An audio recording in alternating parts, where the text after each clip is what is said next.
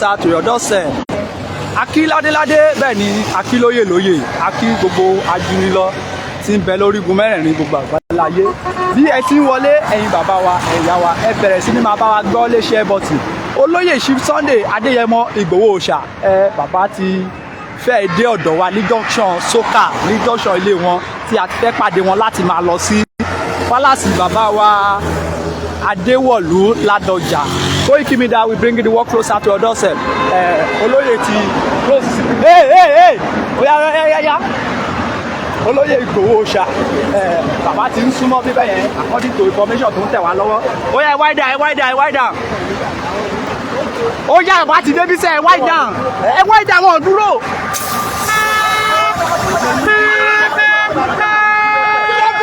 Sílẹ̀kùn. Ọmọ dúró.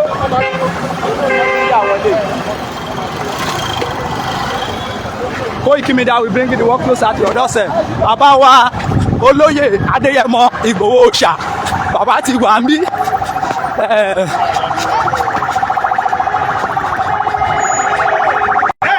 Koikimedia will bring the work closer to your doorstep.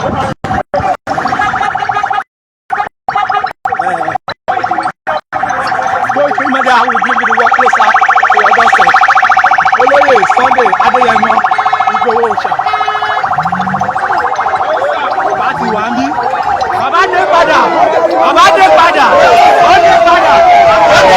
Koikimedia bring the work closer to your doorstep. Ó dé padà.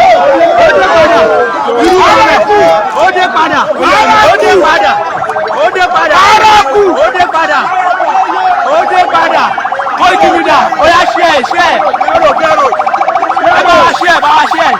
Koikimedia will bring the work closer to your doorstep. Bàbá dé padà. Ọjọ́ wà lọ́bẹ̀.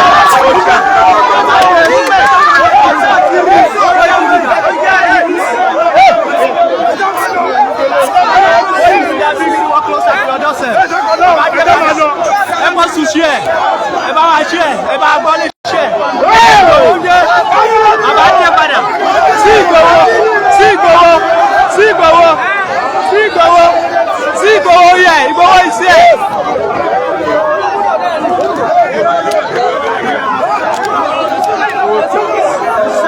Ẹ máa lọ.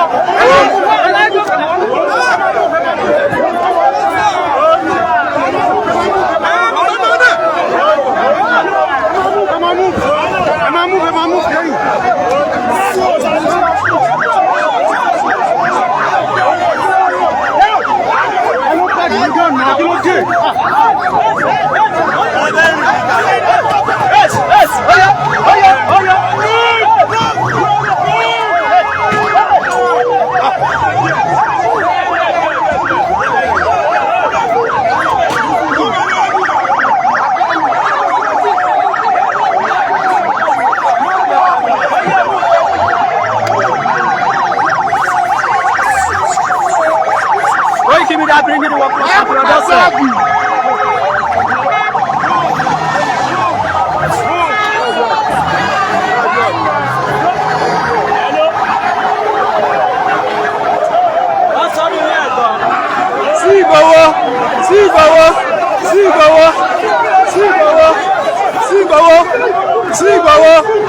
Igboho is here. Koikimedia bring the work closer to your doorstep. Koikimedia bring the work closer to your doorstep. Koikimedia bring the work closer to your doorstep. Koikimedia bring the work closer to your doorstep. Koikimedia bring the work closer to your doorstep. Koikimedia bring the work closer to your doorstep. Igboho dé padà, bàbá dé padà. Sí Igboho. Sí Májàsọ́lá. Sí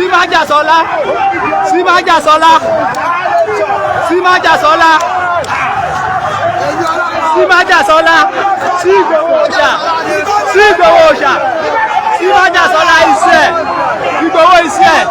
Koikimedia bring the work closer to your doorstep. Bàbá iṣẹ́. Ó bá ti wà confused. Bàbá iṣẹ́.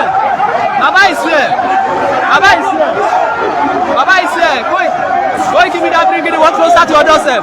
Igboho iṣẹ́.